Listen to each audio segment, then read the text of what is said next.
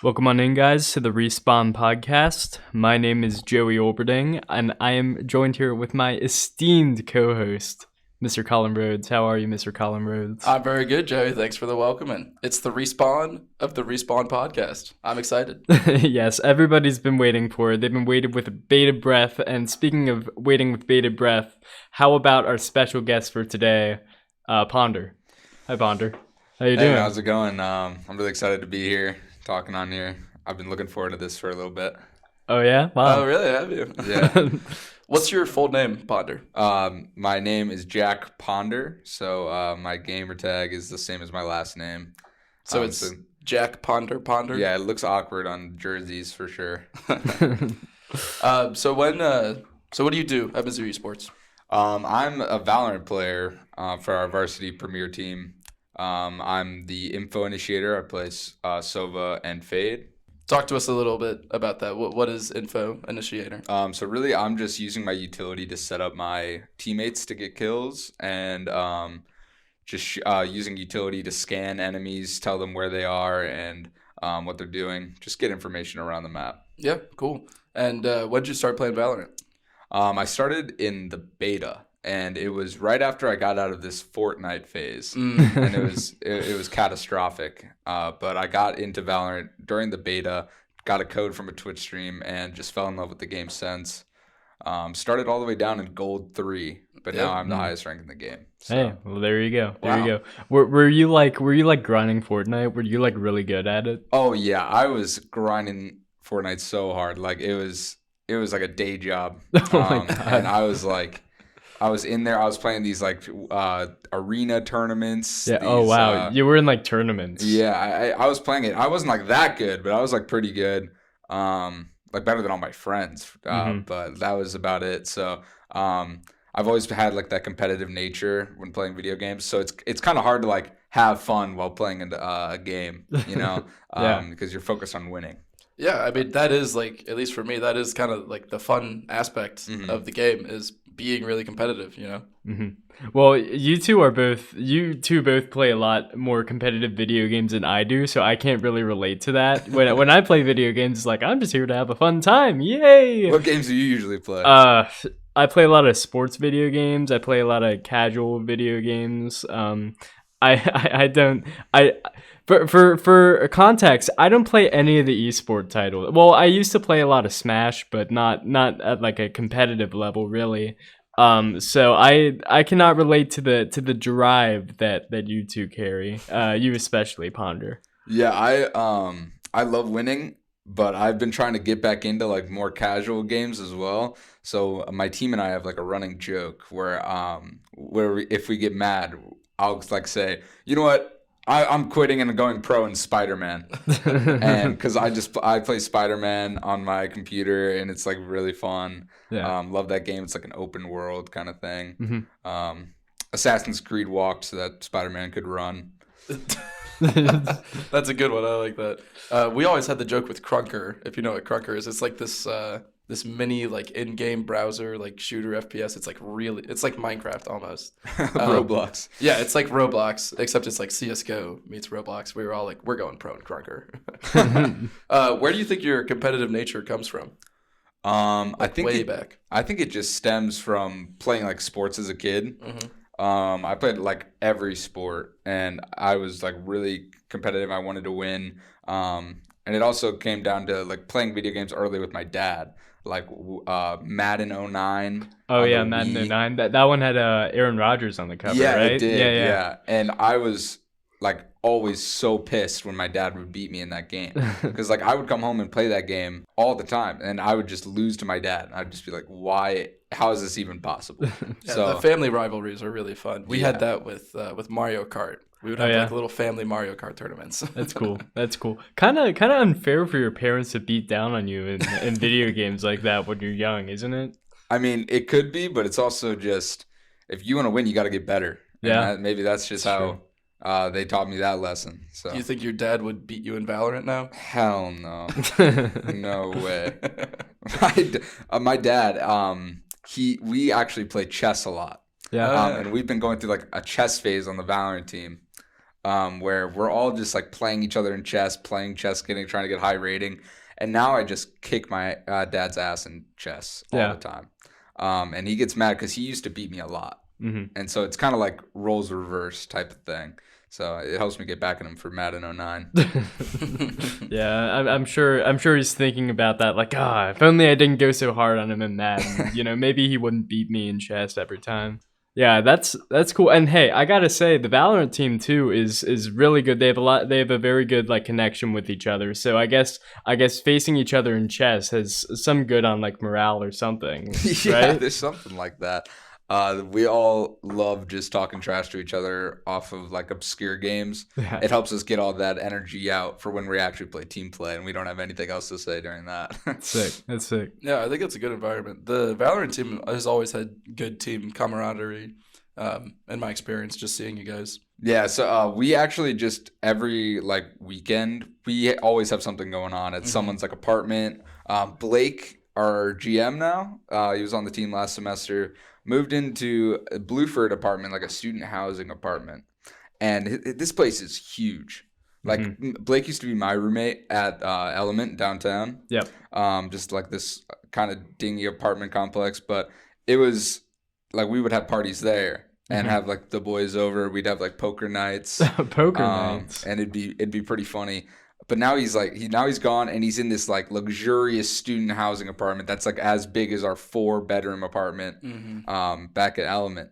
And so I was super jealous. Yeah. But we would have the boys over there, and that's kind of really how we like sparked that brotherhood type deal. Well, you guys were all the same age coming in. Were you guys friends before you played Valorant together? So not Devin. Me and Devin, funny story, actually hated each other. Oh, really?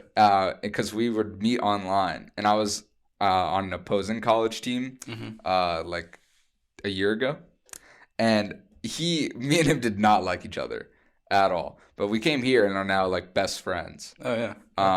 And me and Blake have known each other since 8th grade. I think. Wow. I mean, that's crazy. So that's where our connection began. And that just leads me to here, which brought me to play on the team with Blake and meet some of my best friends that way. Did you play the beta with Blake? Were you guys always like teaming up together? No, not at all, actually. We actually didn't talk at all when we went into college, which was like COVID years. So it was like 2020. And we didn't talk at all because we were at different schools, meeting different people. And I actually played with a lot of new friends on Valorant, met some guys through ranked queues, and ended up making a lot of friends through there. And that's when I started joining my first teams. And that's really how my competitive journey began in Valorant, meeting those people during lockdown. Yeah. Well, I got to ask, did you play CSGO before Valorant? Yeah, I played 7 years of CS before Valorant. Highest rank was Legendary Eagle Master, and I didn't really play that much of Face It, but a lot of CSGO in my life with some friends from high school. I started in 8th grade on my dinky old school laptop that they issued. Oh my God. And my first mouse pad was actually a stack of printer paper. Yeah. With a random Razer mouse. And that's when I got my first rank, which was Gold Nova 1, which is not even that bad for what I was on. But I mean, at least you had a mouse pad, you know? Yeah. At least I had the printer paper. So CSGO was probably one of my favorite games growing up. Yeah, it feels like everybody who comes into Valorant has played CSGO and they have kind of an edge over everybody. So, I mean, I'm not surprised that you're as good as you are now with the CSGO background. That's how, pretty sure, most of you guys are now on the Valorant team. I think every single person on our team actually played CS in some point of their career. And if not that, some other FPS game. Yeah. Overwatch is also a good transition game into Valorant. And Makes a lot sense. of pros that are currently on franchise rosters come from Overwatch. And those are really the two main games, CSGO and Overwatch, because Valorant's kind of like a mix between those two. Yeah. All right, let's talk about the KU Border Clash event that we just had this past weekend. It was a fun one, It was a fun. huge turnout. Joey, you worked the event. I did work the event. I was there. I did like 4, maybe 5 interviews, and I had a great time. Also, great time was had by Mizzou because we won. We defeated KU, and oh boy, isn't that just great? Yeah. So Mizzou won every single game except for Smash. Except for Smash. Which Smash. wasn't. I mean. On a technicality. Yeah, there's rumors that it wasn't actually their Smash team. It was just a bunch of random pros in KC. But Yeah, and that's true. That rumor is true. Oh, really? I can confirm. Yes. Ding ding ding ding. That's breaking news. It was a fabricated team. It wasn't real. So Regional technically, team. Mizzou went 5-0, technically, or 4-0. Yeah, I They mean, should have been disqualified. yeah. That game was never played, really, in its purest form. But the Valorant team just absolutely killed it. I mean, it really wasn't close at all. Valorant team went to 2 9-0 runs for the first 2 games, and it was easy. Yeah, it was a stomp. Mickey Mouse team. I've never heard of them before we played them in the Border Clash. Yeah. Not even a single one. But it was like 30 minutes total or like 45 minutes total for 2 maps. Yep. Wow. I think they got a total of 4 rounds. That sounds about right. Yeah, 13-3 on the first map and then 13-1 on the second map. They gave up on the second map because they lost their pick 13-3, and they just ran 5 duelists on the second map, Yeah. which is basically just no utility for any stopping. It's just aggro pushes and stupid plays that they made. And somehow they won a single round, but we're not going to talk about that. What do you mean by Mickey Mouse team? Where does the term Mickey Mouse come from? I heard you say it at the event. I think the day before or the day that you played, but you were like, Mickey Mouse event. What do you mean? Yeah. What is a Mickey Mouse event? So when I say like Mickey Mouse, I mean like just fake, just like Disneyland, like childish. Okay. There's nothing. There's really no substance into like the LAN or like no substance in the match. Like even if we win or lose, it won't really affect anything besides, well, actually nothing. But we're just gonna win anyway, so it doesn't even matter. Like Valorant's gonna win. I didn't know about the other teams. I didn't know if they had any good teams, but there was no like prize. There was no actual like incentive to like play in it. So I was just besides like my GM being one of my best friends. Yeah. And he was like, "You got to play in this." And I was like, "Get a sub." And because the story behind like the Mickey Mouse thing for this event. I call a lot of things jokingly Mickey Mouse, but I had a plan for my girlfriend on Valentine's Day, but I couldn't go home on Valentine's Day because I have like 3 days of exams that week. Yep. So I was planning for when she came up that weekend, that Friday when I played, to have like an entire night planned for Valentine's Day, and I had it all like set up and stuff, and I did not know that the default time for our match was at 8 p.m. Yeah. And it ended up going even later than that because the league matches ended around 9 o'clock. Yeah, or it was 8:45. 3 hours for the league games. Yeah. Yeah. And it was crazy because they like put all the longest games on the same night, Yeah. which was kind of odd.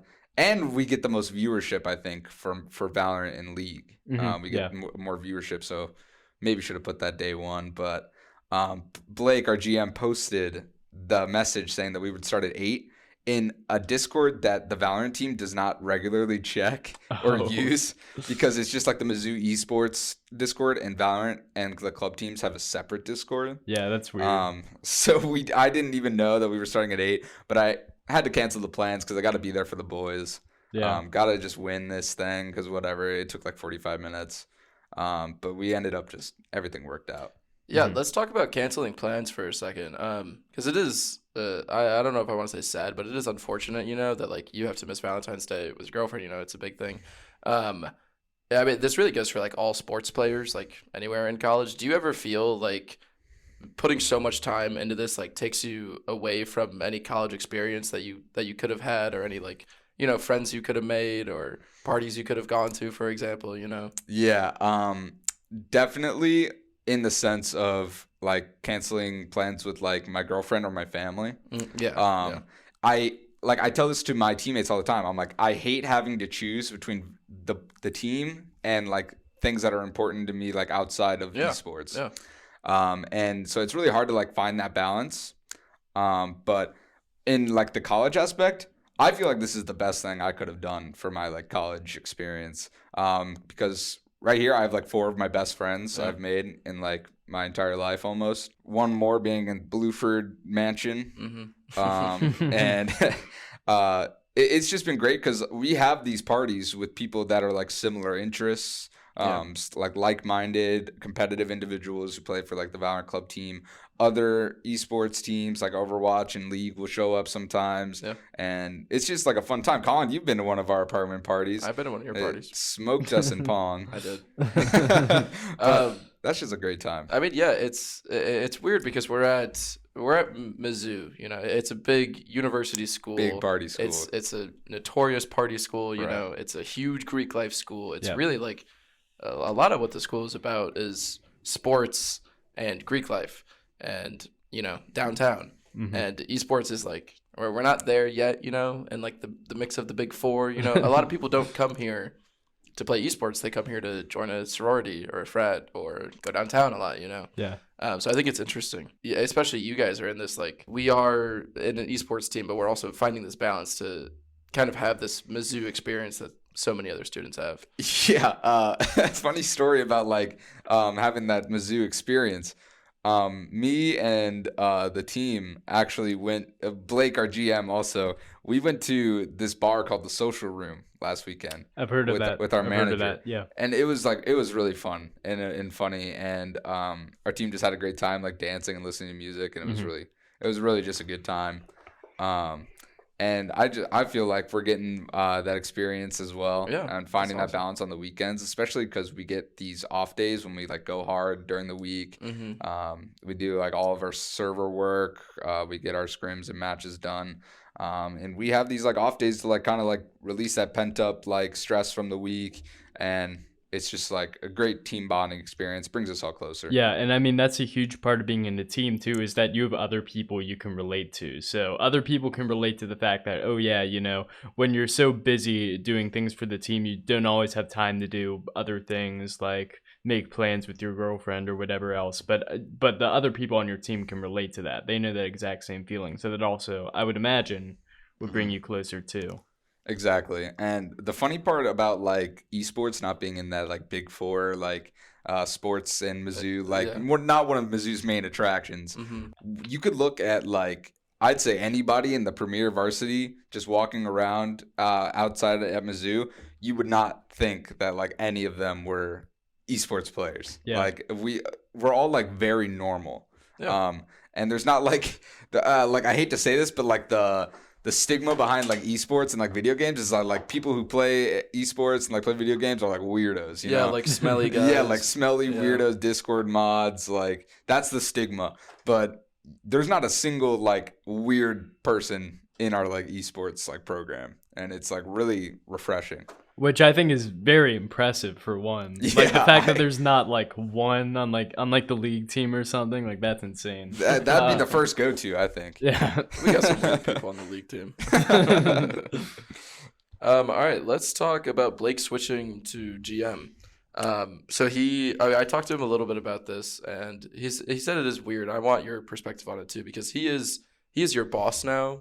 You know, has that affected you guys' friendship at all in any way? So a little bit, but not too much, because it's more like finding where to draw that line.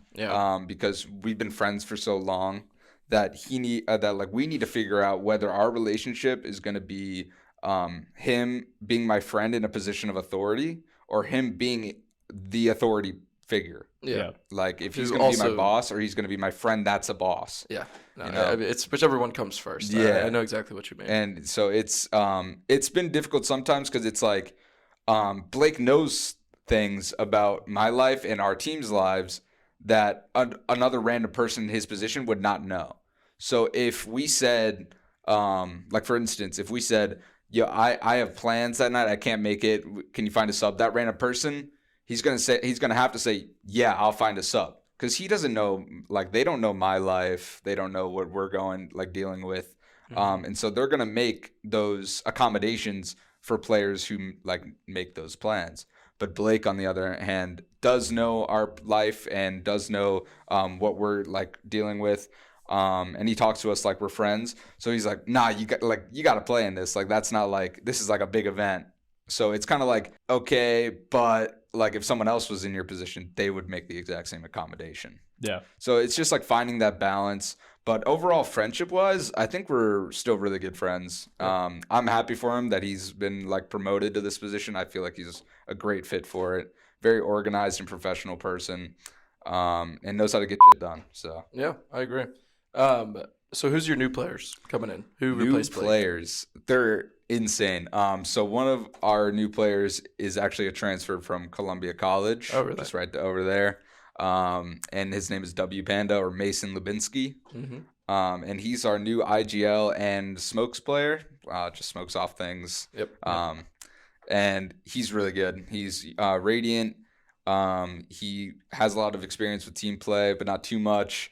He has an ego in the good times, ego in the bad times, and that's normal. Could you clarify the ranks for us? So yeah, Radiant is the top rank, and it goes from Iron, the lowest, Silver, bronze, silver, gold, platinum, diamond, immortal, and they all have 3 tiers, with 3 being. Yeah. So it's being the immortal, highest. ascendant, radiant. Oh yeah, it's Right, that's how it ascendant. goes. I forgot ascendant. Yeah, no, that's fine. So you're radiant. Mm-hmm. So is every single player now radiant? Yeah, every single player on our team is average radiant. That's crazy. That's actually insane. Yeah, and it's crazy how this happens, because as a program, I'm not gonna like diss the program, but like we don't have like a shit ton of like things to offer. You know, like we have the facility, obviously, that's super nice. And now like, the gaming lounge. Yeah, gaming lounge. Grand opening. In terms of like scholarships, like we have like the room scholarships, which are like guaranteed for like the next like 3 years. The room scholarships are like our biggest selling point. They are like super high value, but if you're not getting a room, it's not as much as other universities offer. For sure. Like I think it's a couple hundred a semester, and that's like, but like what brought us all here is that like we're all friends, and like we knew these guys. We talked to Mason at the SLU actually. Oh really? And we talked to him, and he was really good, and so we beat his team. The rest of his team was pretty bad, and so we were like, "Yo, you're already living in Columbia. Why not come over here? Get a room." And he was like, okay. And so we came over, and he talked, and talked to Blake, and Blake recruited me the same way. Basically, it was like, "Yo, we're friends. You don't like where you're at right now. You want to come closer to home. We have a Valorant team." Also a huge really selling point is that we're going to be really freaking good. Yeah. You know? Like, that's a huge selling point for someone at Columbia College who's really good, maybe better than his teammates. Yeah. And he's like, hey, you can come over here. We can have a 5-stack of Radiant players. Yeah. Like, that's really exciting. Like, he's like that missing piece in the puzzle. Yeah. That like, and we actually got seeded higher than Northwood in our region now, based off of ranks. But I think we're going to put up a good fight against these teams this semester. What ranks are we now? Or what rank are we? We're seed 1. We're rank 1. At nationals? In North. Oh, okay. So that includes like Northwood, who's notoriously insane, like tier 2 players. So last semester you guys lost to Northwood, right? We did. We took a map off them, and we are the only and that was with like Blake and Caden, who were ex-teammates now. One graduated, one moved to GM. And they were like nowhere near as good, no offense to our new teammates now. Yeah. And we took a map off them in NECC, like the last, or NACE, the last last regular season game. Yeah.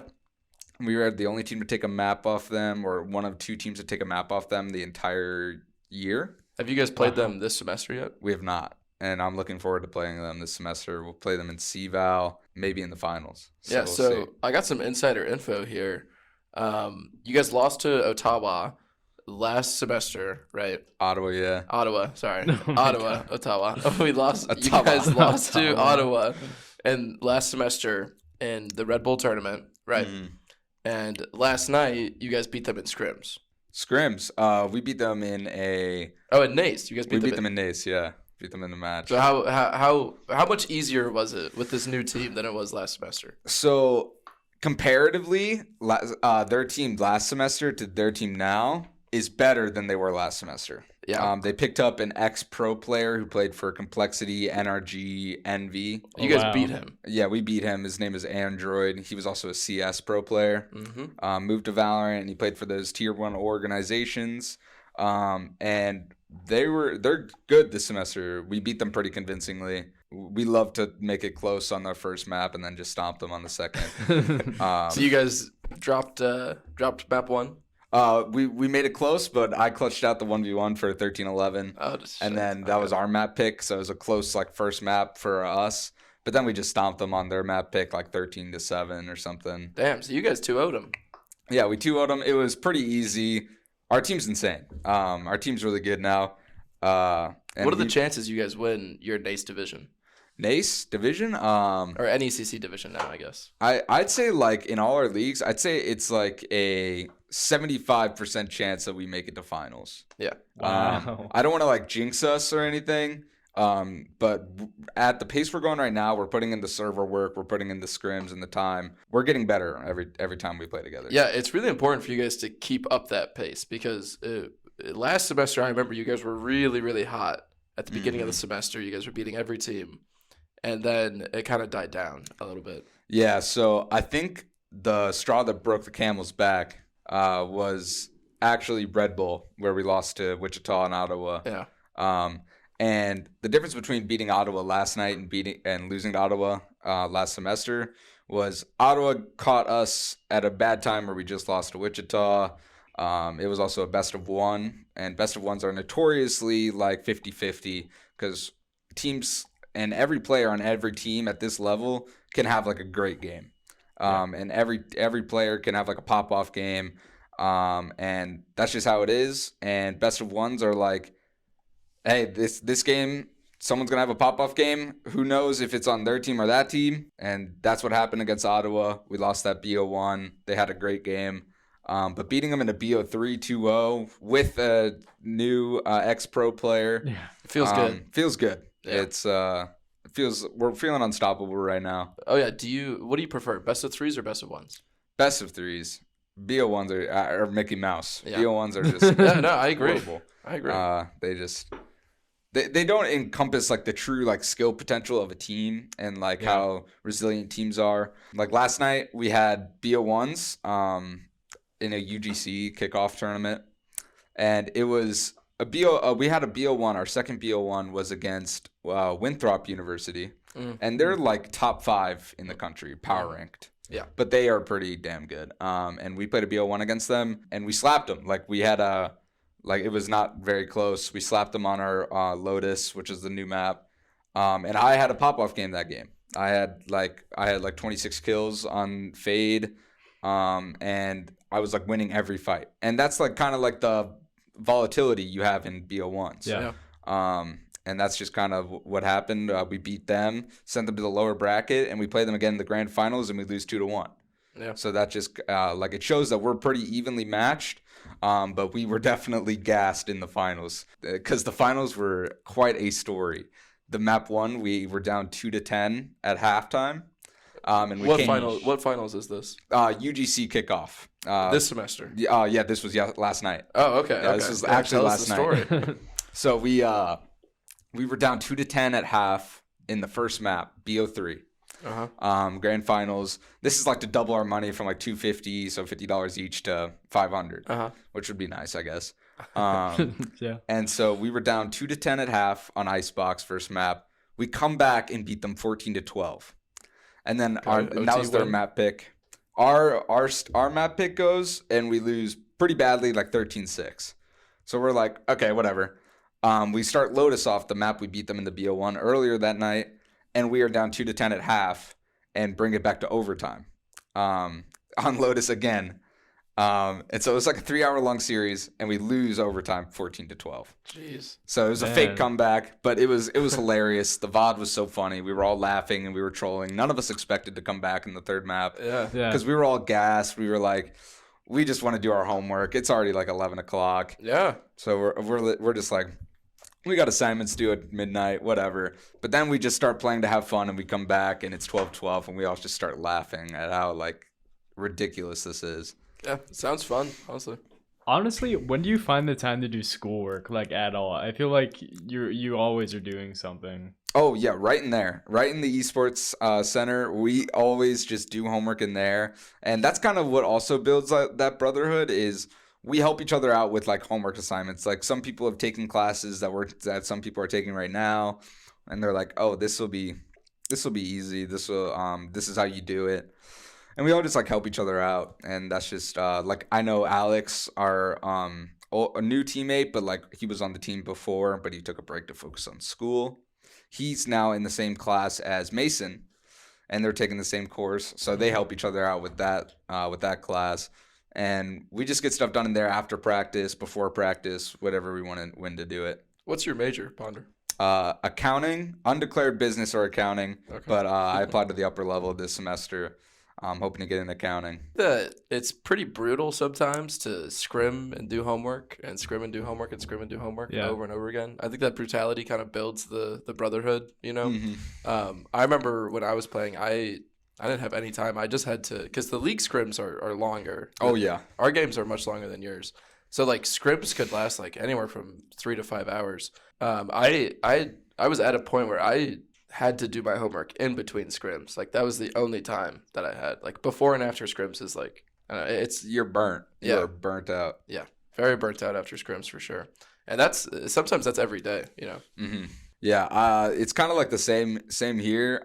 This semester, we're keeping a good pace, and we're actually implementing things that we should have done last semester, which is like set up an extra hour before to go over server work, like new strats for a map, new What do you mean ideas. server work? You say we're putting in work on the server. What do you mean by that? So in custom games, we'll look at it's either like looking at VODs of matches we played that were close and that we have a lot to learn. Okay. We'll set aside like an hour to go over that entire map, see like, hey, where can we fix this? What holes are in this thing that we're running right now? And then another one is like this valoplant.gg website where you can actually drag like people and make strats Mm-hmm. on like different maps.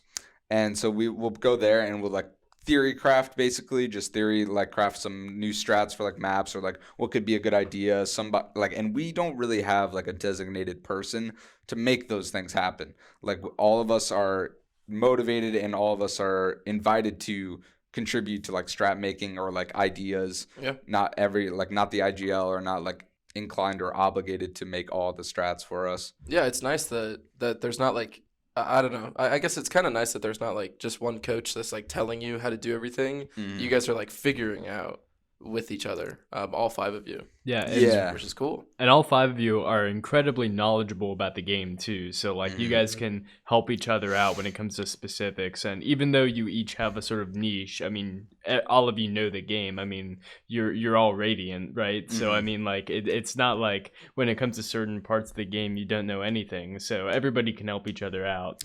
Yeah, and we've over the course of the semester we've switched roles. I think I've switched roles like 3 times. How common is that for someone to switch from like what was it, the information? Yeah, duelist to flash initiator, which is like basically the same as info, except you have like you're flashing and setting up your duelist more often, and you're like getting them kills specifically rather than getting the entire team information. So is it like somebody like does each role have like 3 or 4 characters and Oh, they'll yeah. learn those characters really, really well? Yeah, so there's like 3 or 4 characters per role, and a lot of them you don't like. Some of them you don't have to learn at all, and when you're in a specific role because they're out of the meta at that current point. Yeah. Like Chamber for Sentinel, our Connor Nobody used to play Chamber a lot because he's a really good opper, and Chamber was broken. Like it was like a ridiculously broken character. And basically he got pushed out of the meta, and so now he's forced on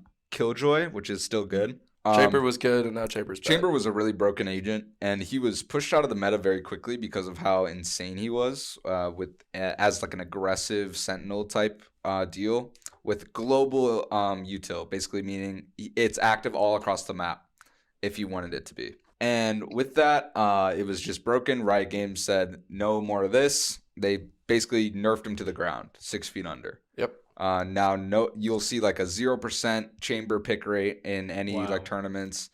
Besides very niche maps, like the new map is kind of good. They picked chamber against us last night in the UGC Grand Final. But Connor moved to Flash Initiator at the beginning of the semester. For like we kind of had like a weird mix of roles where he was on Flash Initiator some maps and Info Initiator on some maps. Yeah. And I was like the same. But we decided that's like too switching it up. Like we don't want to have like 2 different roles on like too many different maps. And so we've decided to put Devin on the Flash Initiator permanently because he's very good at setting up teammates, very good with his util. Put me on the Info, Connor on the Sentinel, and that's working out really well right now. So it sounds like you guys are very adaptable when it comes to like you guys can really move around your pieces a lot of ways in order to get the best advantage. How important is an IGL in these types of games? Is the IGL kind of like, what does the IGL do? Oh yeah, Mason, he puts in a lot of like individual server time where he would like also theorycraft by himself, figure things out that way. Yeah, but overarching like an IGL as an idea, like what is it? What do they do? Basically, putting people where they need to be in the game and calling the strats and telling them what to do. But making sure also that everyone knows what they're doing when he says a certain thing.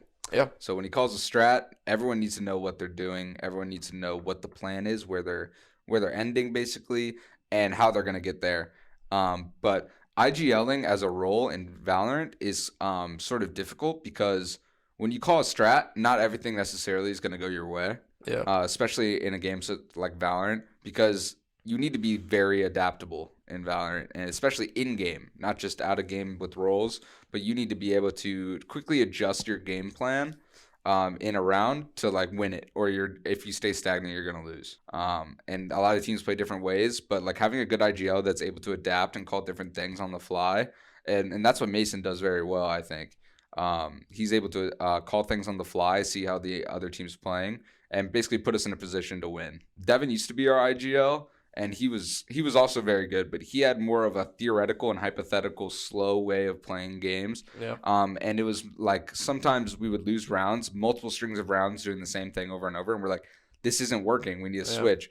And he's like, well, theoretically, hypothetically, it should work. Yeah. And we're like, well, it's not, and so we need to switch it. It doesn't matter if it's hypothetically should work. We're not making it work right now. Yeah. And Mason's really good at recognizing.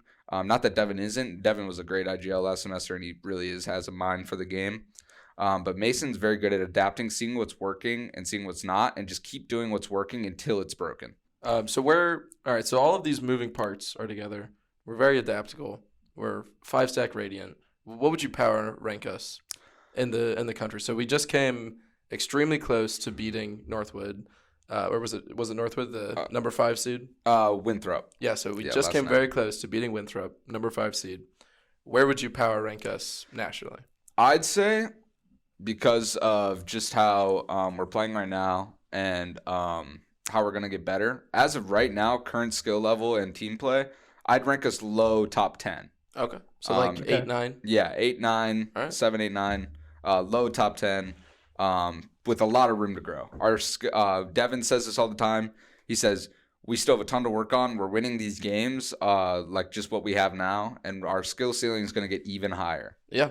Something I always tell the boys is that winning right now does not mean anything. It doesn't matter if you lose all of your games, win all of your games right now. It only matters if you win in playoffs. Right. Like, you can make playoffs as the worst team, and then you can win the whole thing. But like winning the whole thing is what really matters. And it's not yet, right? It's in like a couple months. So you guys have so much time to get better. Yeah, it's all just being able to go on a streak once you hit playoffs. So being able to like tap into that next level and be able to say, okay, we can do this, and then go out and actually do it. You know, it's one thing to be really, really good before playoffs, and being great before then is great. It's obviously ideal, but you know, it's not the end all be all. You can be the best team ever and you can still lose in the playoffs if you aren't mentally prepared for it. So Exactly. I think the mental is like hugely important in Valorant. It's all mental games, especially like esports in general. Yeah. Mental games.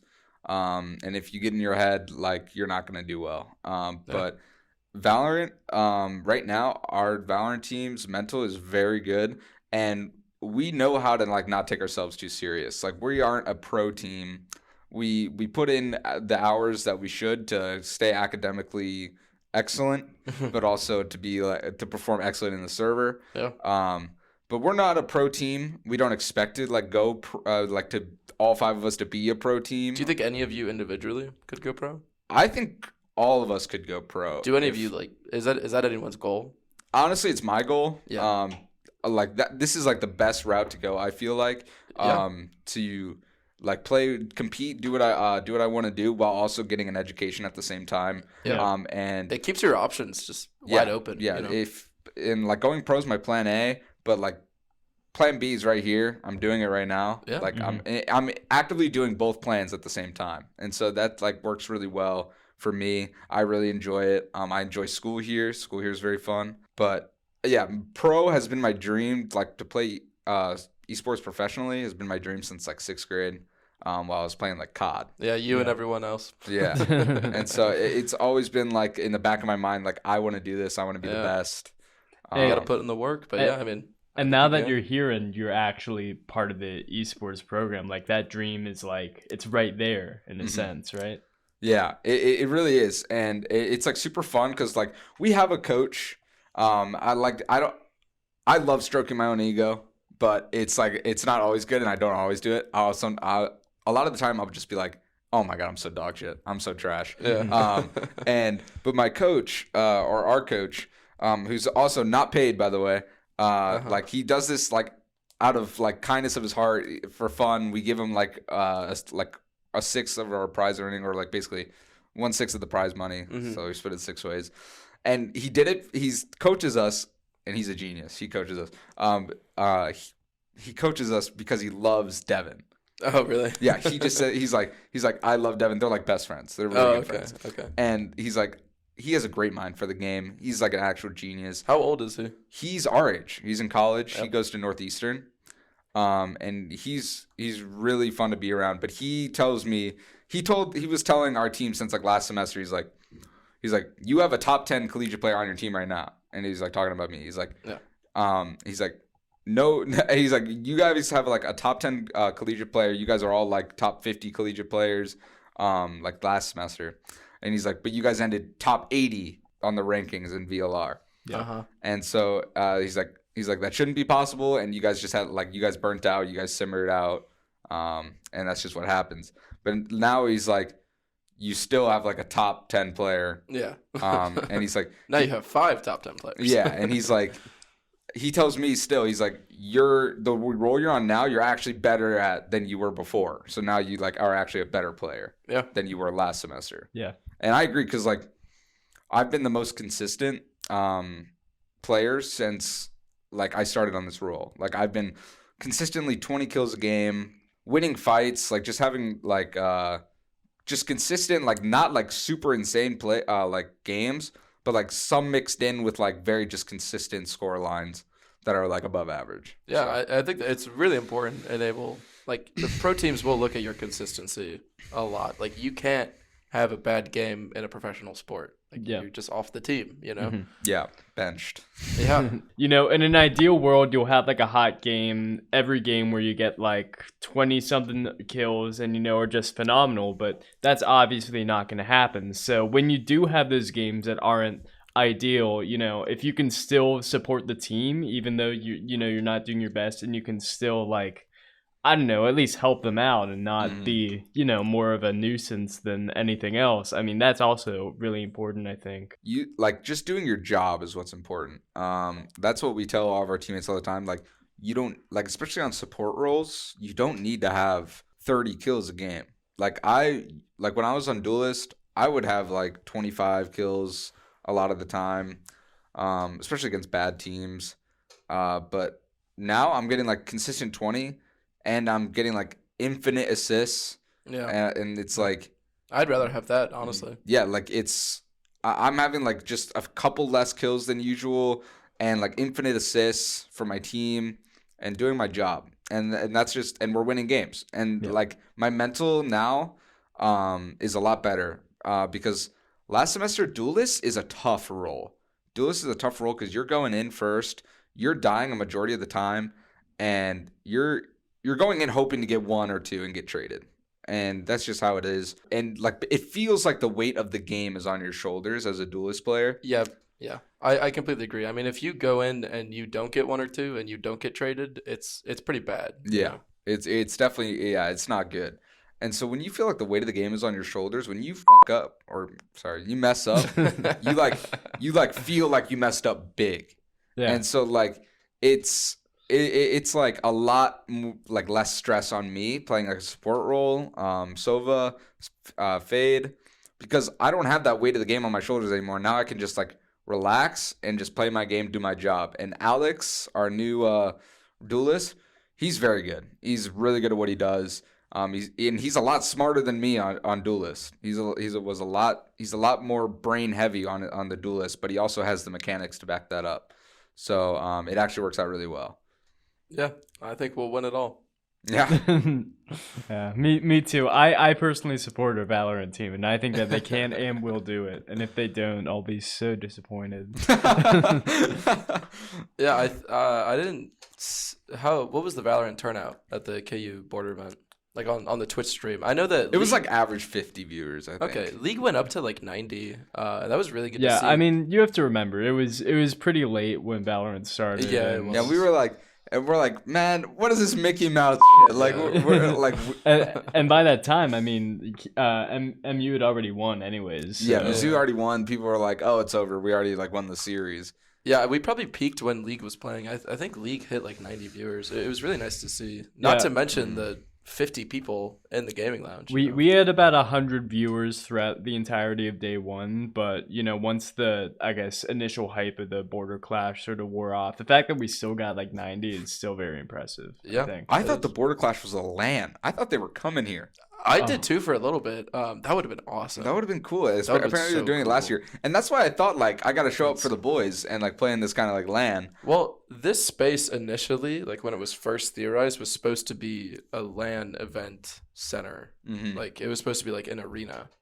Yeah. But obviously that changed. We're very community centric at Mizzou Esports. Like really. Yeah, community centric. and no, I know, I noticed that, and I'm just like, so when I first heard of the gaming lounge, I was like, man, they're doing a lot for the people outside of the program. Yeah. And I was like, it's kind of crazy. Like they're putting in tons of money and funds into like this thing here, and we have like students managing this. Like we have like like Blake, we got Gavin. Yeah, I mean, I always used to say this, and I truly believe this. We have Tyler up at the very top, and he's kind of like distant in a lot of ways because he's fairly busy. He runs the whole housing department. Yeah, the whole so res like life. The Mizzou Esports program is pretty much entirely like day by day ran by students. Exactly. For sure. It's crazy. It really is. Like they have a ton of responsibility on their shoulders here, and like they handle it really well. Like they're making all of this happen. And so that's really cool to see. And the players also get like insane commodities or like insane accommodations with like the esports, like the training facility. Yeah.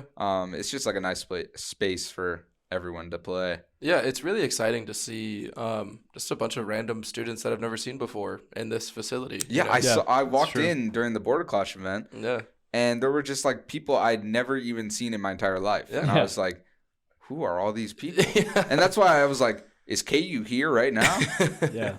Well, I could see the confusion. That would have been really cool though, because during the Zoo 3 about a year and change ago, they had this event that was KU versus Mizzou for Smash, and it was in person. So they had people from KU and of course Mizzou students, and the energy was insane. I mean, it really was like a split room. So it would have been really, really cool, even if just met at a neutral site, not necessarily here. But I mean, what we got was still pretty cool. I mean, the fact that we had that many people in the lounge for like the entire weekend was just crazy. So Yeah, I mean, Yeah. I remember like because I was. Were you here during COVID, like at the facility? During like COVID. Yeah, like I guess the semester after, like when we all came back, and I was here during COVID. It was like very restricted. Like no one could come in here unless you had access, and like if you let someone in, you got in trouble. Like no one was allowed in here. Period. And now there's just so many people in this facility. It's really crazy. Yeah, it's so I was actually not here during COVID. I was still at Miami University. Oh in yeah, okay. Ohio. oh wow, yeah. My dad went there. Really? Yeah, fun fact. That's crazy. That's another big party school. Yeah, I'm I from. hated it. Really? Yeah, I hear it's not great. it's hit or miss, and a lot of the time it's miss. Did you play Valorant for them? I did, and I was like, so I was ranked the like highest, like rank 1 player in like the entire conference. I was MVP of like multiple leagues. Yeah. Oh my gosh. Wow. And I like kind of just hard carried, and it was a lot of like empty promises in that like respect of the esports program. Like nothing like this where they give us a space to play. They opened a lounge before they opened a training facility for players. Yeah. They made an arena with like 10 computers for like players to play like their matches, but you had to like reserve it for your matches, and you had to like, it was only specific times where they let you. Yeah, it also doesn't sound like for every match you're gonna need 10 PCs. Like it doesn't sound like it's gonna be 5v5 at a LAN every single match. Yeah. You know what I mean? It's just It's really interesting because I have a cousin who actually up until last semester was on the varsity league team at Miami. So and I talked to him over Christmas and whatnot about like, so I mean, how would it compare to like all these other schools that you've seen? And he was like, oh, it's the best. So he sings the praises of Miami, even though you know you don't. So Yeah. it's No, interesting. like they would say like if you keep performing like this, like if you keep performing like this, we're gonna like get you a lot of stuff. Never happened. Yeah. We so like when I was there, we made it to grand finals of this one league that I was MVP in. MVP of regular season, because it was based off like kind of like kills, like kill leading, but like I was like 75 kills in front of the second place person. Over like the regular season games. Oh my gosh. Which is like Christ. which is like like 3 really good games for the second person to catch up. You guys ever in a watch row. Video Game High School? I did. I actually did. You were the law. Yeah, I was the You were the law. But it was like we made it to grand finals of this league, and I actually caught COVID like a couple days before. Oh no. And I was like deathly ill, and it was the worst. And so I played the match like right before I went to quarantine, and it was the worst match I've ever played because I bet, because I like the booster wasn't out. I don't think the vaccine that just came out, and it was like I didn't like have it yet. Yeah. And I was like sick, and so it was like bad. But we lost like a pretty close game. And I think I still like top fragged, but like it wasn't like very good performance. But I was like, whatever, we lost, and I knew I just didn't like the school. Yeah. So I was just like, I want to get out of here. Well, I mean, we're happy we reached out to you. You know, we're happy you came here. Obviously. Yeah, I'm happy I came here. It's like way more fun. Yeah, I mean, it's in the basically middle of nowhere, Ohio. It's in Oxford, right? It's like surrounded by cornfields. So why'd you go to Miami, Ohio? Did you go there for Valorant? No, I went there because it was like a prestigious business school. Okay. But like I didn't really like how big IU was. I was gonna go. It was either between IU or Miami. Yeah, Kelly School of Business is. I got directly admitted into Kelly, but I didn't like the size of the school. It was huge. Like IU was insanely big. Miami was more like it was big, but it was doable. So it was like same like student body basically, but it was like a smaller campus and it felt like more homey. But then I realized the only thing to do here is go to bars on the weekend or like frat parties. Yeah. Mm-hmm. And I hate both of those things. Yeah. Like especially like with like knowing 0 people coming in, like right out of the gate. Yeah, that's a huge thing. And too. it's just like, where do I even go? The like nearest cornfield, and then like it's just insane. Yeah. It's like there's nowhere to go at all.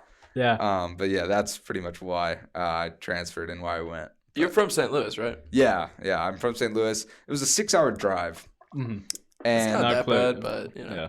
it's tough, especially like it's just in the middle of nowhere. I want to see my family sometimes. It's always like, this is just horrible. I can only see them like 3 times a semester driving back home for 6 hours. Closest big cities are like Toledo, 2 hours north, and then Cincinnati's like an hour. Yeah. And to like for Cincinnati, like I didn't have a car my first year, or like first year and a half of the first semester of my second year. And the nearest airport was it's in Kentucky. Yeah, Lunken Airport. Like, Cincinnati or Kentucky. And the one I went to in Cincinnati, they don't have a direct flight to St. Louis. No, they don't. Yeah, they don't. And so I had to go to Dallas. Oh my and then god. go to St. Louis, which was longer than the drive. Yeah. See, I'm from Cincinnati, so I can relate to these issues. Yeah. I just take a Greyhound bus every time because it's like Greyhound isn't fun. I don't have a great time, but there's not a direct flight. Like I think theoretically I could go west to Kansas City and then take a flight to the airport, but like that's just extremely inconvenient. It's stupid. It's just so out of the way. It's just so stupid. It's stupid. Absolutely. Yeah, that's really neat though. It's not neat the fact that your Miami experience is awful, but it's neat that I know somebody who went there. That's just kind of weird. It's very interesting to me that your cousin, was it, that like sings the praises of Miami's like program. I should say he didn't say that the Tech was the best. I think he was talking about how Georgia Tech and Maryville have like, this amazing tech and they really accommodate the players better. But the thing is, he just really liked the campus and he really, I guess it's because it's only an hour from Cincinnati, so it's not that bad, but for him anyways. But yeah, I guess it's just a relative experience. Yeah, I've heard a lot of things about Miami, like very hit or miss. Yep. The esports program in general for me, it came under like new head coach management, I guess, when I came in. And I actually really liked the head coach and like the student director. They were all like really nice people. It was just like they couldn't really get the funding or like the sponsorship to like support their actual players. They were more catering to like the outside community, like way more than the players. Like at least we have like the facility here, to play and hang out with like our teammates and just get our like practice in person. But Miami didn't even do that, like not even close. Yeah, like we played from our dorms because we had a better computer than they were giving us. Yep, we had like better internet there than like we did, and we would have to take back our like peripherals and set it up again every time, get like admin privileges. It was just like the whole works. Yeah, it sucks. We've combined, I guess, like the player accommodations and the community here at Mizzou. There's a really good balance here at Mizzou. It's the same space, It's the gaming lounge and the training facility. Where'd you go to high school, Ponder? I went to Chaminade. Oh, you did? Yeah, I did, yeah. Okay. Are you from St. Louis? I am. I went to SLU. You went to SLU? I did. You look like a SLU guy. Yeah, I did. That's what everybody says. I try not to look like a preppy white boy, but it's hard for us. It just radiates off of it. It's really hard for us preppy white boys, isn't it? I don't think we should get into that. No, it's hard for us not to look like preppy white boys. It is. Yeah, it's a hard life. But yeah, Chaminade, really good experience for me. I actually helped. I like co-founded or like was like making the esports club at Chaminade.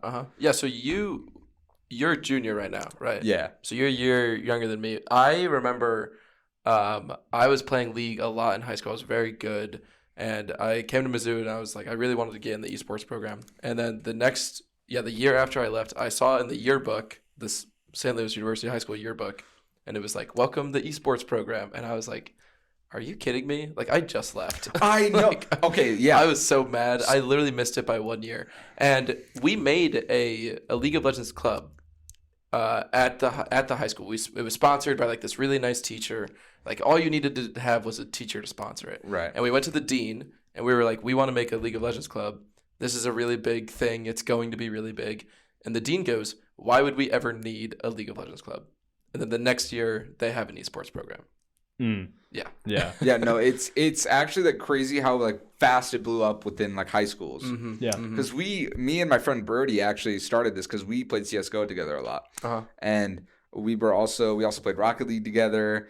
We played like a lot of games, but he did most of the talking to like get these like sponsorships. We were talking to E United, and they sent like computers and tech to to Chaminade. Yeah. And so now cool. I'm pretty sure they have like an esports center now. Do you know the Science Center? Yeah. That's right next to SLU. So that's the Science Center has a esports training facility that they just implemented. So that's where SLU practices at. That is so bougie, so bro. cool, man. Like the state of the art. If you don't know, the Science Center is like it's like a museum of science. It's like a huge like glass dome building. It's very modern. It looks very cool. high tech. Okay. Yeah. Okay. And so so that's where my high school where I would have practiced. Oh my god. That's where I lucky. practice now. The worst part about like starting it was we were seniors when we started it. We started it first semester. Yep. Second semester was when COVID hit for us, Mm-hmm. and so when they implemented it, we were gone. Yep. And so like same thing with you. You were gone the year after. Yep. Or the year after they started it, they had it, and that's same with me. And so it was kind of rough, like seeing like what you were trying to implement into like the school. They implemented while you left, like as you were literally leaving. right after I left. I was like, "It's gonna be huge, guys! Like, just listen to me." And they're like, "No." Why would we ever need that? They hated him because they told them the truth. That That's so conversation will sad. always hurt me. I think Yeah. about it every day. Yeah. And hey, but I mean, like, just in general, esports are still on the rise here, Oh, too. yeah. It's not just a high school thing. I mean, KU has a Valorant team now. They didn't have that last year. So, I mean, it just, everybody's starting to get into it. Valorant especially. I mean, that game's just huge right now. Yeah, So. Valorant's really big. All the younger players or all the younger kids play Valorant. Valorant's like the new big game. It's not League or Fortnite anymore or Smash. Every year it gets way bigger because it's all the freshmen that come in. Like it's all the new students that come in who are all like they really want to play. It's just like I remember my sophomore year was like 30 people joined the program, and then the next year was 50 people, and then this past year it's like 75 people. So it's all just like into the media program. It's just exponentially growing. Yeah, and along with that, like with the more people coming in, there's like better players that keep getting introduced to these teams. Yeah. Like Valorant, Mizzou Valorant, like our freshman year, my freshman year, and like basically everyone else was on the team. Most of them weren't even on the team, and their average rank at Mizzou Valorant was Diamond. Compared to now, where like we're all like same year as like they were, Blake. We're now all Radiant. So like it's when you bring like new people in and like more people come and make the esports program bigger and better, more like better skilled players are going to come in and play for those teams. We also have the club teams, which is like really 7 of them. It's just perfect for inspiring and growing talent, Like these freshmen come in, they're ascendant, they play on a club team, they hit Radiant, and then they're on varsity, So it's just it's like a breeder of talent. It's like instilling them like competitive edge, and if they want to get better, they will. Like it's and they will in like a team environment, which is like very good for like nurturing their growth. Oh yeah. It's really hard to just come in as like a solo queue player, as we say, as like just a solo player who's really really good, and then you join a team. Like you have to learn so much team play. It's so funny you say that because I was just talking with Connor, nobody on our team now. And he put together a like Mizzou college team, like just a hodgepodge like pug team to go against Mizzou varsity at the time. Yeah. And Connor, he almost beat he had like 3 irons on his team, bronzes. Oh my god. And he was Immortal 3. Hey, I'm bronze at Valorant, all right. He was Immortal 3 at the time, and their head coach I think Brady someone turned Connor away because they couldn't wait like 5 days for him to get his computer. And so they just like brought someone else in instead. and he was like the highest rank on their team, or would have been the highest rank on their team at the time. So he formed a team to play against them at Red Bull, and I think he either beat them or got really close to beating them and dropped like 30 kills. Wow. Wow. Wow. And so it was really funny, and then they brought him in right after that. And then Makes sense. Makes sense. Yeah. And then they were like, "We've made a mistake." Yeah, they were on their knees for sure. But that was like really funny to hear about. All right, so Valorant is going to win nationals. Yep. After Confirmed. this podcast, 75% chance. 75% chance. There's a 100% chance they win. There's a 100% chance we get there. Okay. Okay. 100% chance we get there. 75% 75% chance we win. What's the pricing? Just curious for NECC. So I think CVAL, you basically each region has like 3 qualifiers where like in the winter or fall, winter, spring, where they qualify and like the top 2 teams qualify to go to a LAN. And the LAN I think has like a $50,000 prize pool. Damn. And I think winning a qualifier is like 10,000. So it's like each player would get like 2,000 bucks. That's for not winning a nothing. qualifier. That's not nothing. That's a lot. Yeah, no, I mean, and we have a good chance too. I'm really excited to watch. We got ranked seed 1, so our like run's gonna be a little bit easier for us. Hopefully. Yeah. Especially because we're not really in like such a stacked region anymore. Because we played in I'm pretty sure we played in South or East. Yeah, we played in East last semester, and that region's really good. Like they have like Fisher College. They have Winthrop, who we played last night. Like Northeastern, they're not great, but they're all right. Yeah. But like they have these like pretty stacked teams, and South is also really stacked. They have like tons of Texas teams that are insane. But right now in our region, we only really just have Northwood, and that's like our biggest threat right now. Northwood, we scrim IU, who's also in our region, and we beat them like every time. Yeah. But Northwood's gonna be the challenge right now, but I'm very confident going in. Will you guys ever scrim pro teams? Or like amateur teams? I'm good friends with a lot of pro players in the Game Changers scene. Oh, okay. Cool. So like female pros, non-binary pros, we will get scrims against them, like Immortals, Misfits, EG. Oh, damn, that's so like we'll play them. It'll be like pretty competitive, but like not really against like these low Game Changer scenes like Immortals. They're like all signed, right? Whatever. We slap them, like we destroy them every time. That's crazy. And so like it just, I don't know, like we play these Game Changer teams. They're not really much, like they're not very competitive for us. Mm-hmm. Not to like diss them, they're all really good and talented, but they're not really good practice for us at this point. Yeah. So we try to like scrim like better college teams, like these top 10 collegiate teams, and get better from there. Do you think that you guys could compete, or I guess like any college team could compete with like a tier 1 pro team? I think for sure. I think Northwood definitely. They actually lost Ferbza, their best player, and he's probably the best player in collegiate, or was. Probably not anymore. Maybe as of right now, team wise, I don't think anybody could compete with a tier 1. Yeah, I was just curious because that's how it usually is with sports. Yeah, that's how it is. They're paid to beat people like us. Yeah. So like if they don't, they they shouldn't. Yeah, they shouldn't be getting paid. If you have a game against like a college team, you're getting benched. Thank you, Ponder, so much for joining us here on this edition of the Respawn podcast. Appreciate it a lot. And we'll talk to you guys later. Yeah, everybody watch Valorant win nationals. Peace out.